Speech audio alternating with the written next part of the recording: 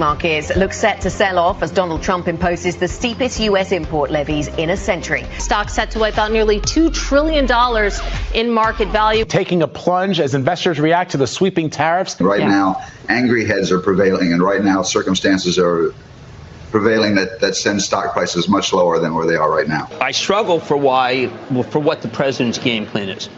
Because if you wanted to make the market crash, I think you would go with this game plan.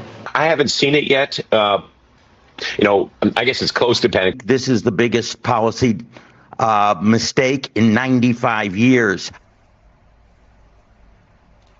95 years, and we can show you the top 500 companies. These are the largest companies that trade, and whether you trade in the stock market or not, as I've told you, this will affect you because these type of losses come with consequences. Hey everyone, and welcome back.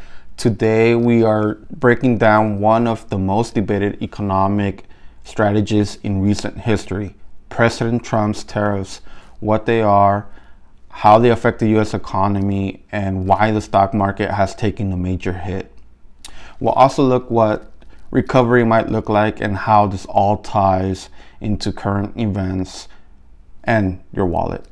Let's jump in. Trump's tariffs. So between 2018 and 2020, President Trump imposed hundreds of billions of dollars in tariffs, mainly targeting China, but also the EU, Canada, and Mexico. The biggest moves came in the US-China trade war, with Trump imposing tariffs on over $360 billion worth of Chinese imports to reduce the trade deficit, punish China for intellectual property theft, and bring back U.S. manufacturing. Trump called it America First, a reset of global trade, but the results were complicated. What happened in the short term?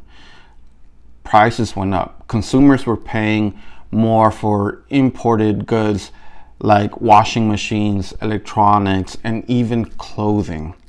Manufacturers paid more for raw materials like steel and aluminum. Farmers took a big hit when China stopped buying U.S. soybeans and pork. To offset this, the Trump administration gave out a $28 billion bailout aid to farmers.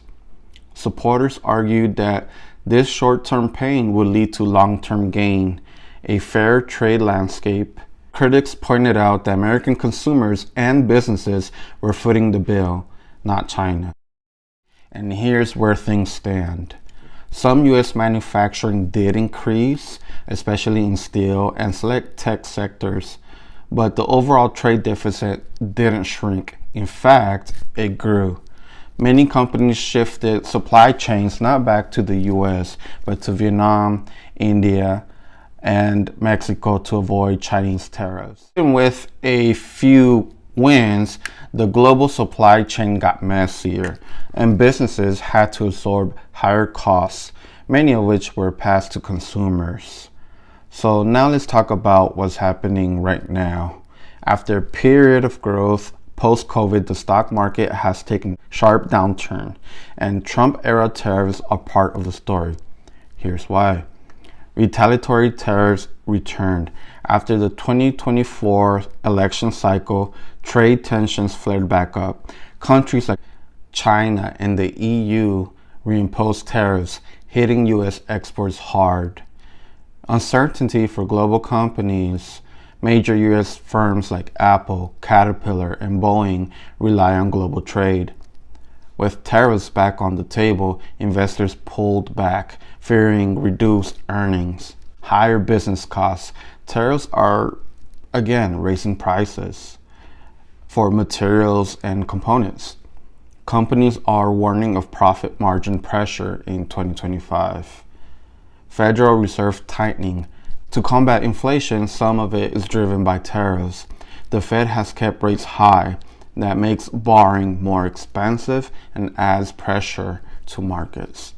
As a result, the S&P 500 is down over 20% since its 2024 peak, and tech stocks in particular have been taking a beating. Can the economy bounce back? Sure, but it'll take time. And it depends on a few factors. One, trade diplomacy. If current U.S. leadership can renegotiate with key trading partners, some tariffs could be eased, which would relieve pressure on companies and investors. There's growing bipartisan support in 2025 for a more strategic, less combative trade policy. Restoring stable supply chains will help lower costs and improve business confidence. Monetary policy. If inflation continues to cool, the Federal Reserve may begin to lower interest rates by late 2025 or 2026. That would boost borrowing, encourage business investment, and support a stock market rebound. 3. A synchronized global recovery, especially in China and Europe, would increase demand for U.S. exports, helping key sectors like tech, manufacturing, and agriculture.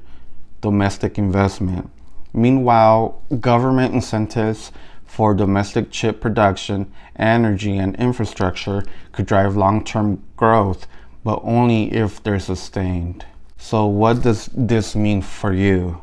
If you're an investor, a worker, or a business owner, this matters. Tariffs impact your wallet, from grocery bills to electronics. Prices go up when trade slows down.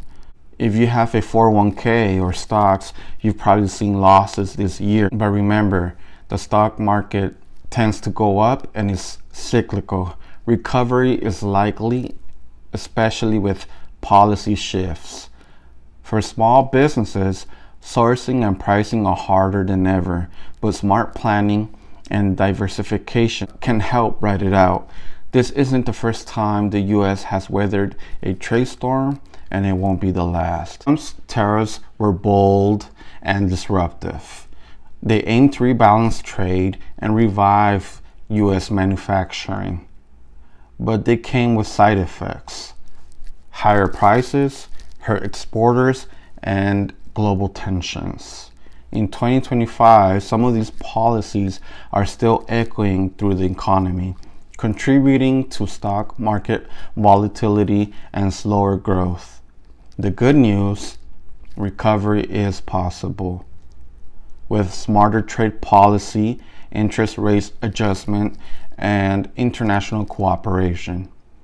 Whether you view tariffs as a necessary reset or a costly mistake, one thing is clear: they changed how America does business, and the ripple effects are far from over. This is what I'm personally doing. I am dollar cost averaging into the stock market because history shows that no matter what, the stock market will go up. Warren Buffett once said, "Be fearful when others are greedy, and greedy when others are fearful." Thanks for tuning in. And if this helped you understand what's going on, drop a like, drop a comment, and I'll see you in the next one.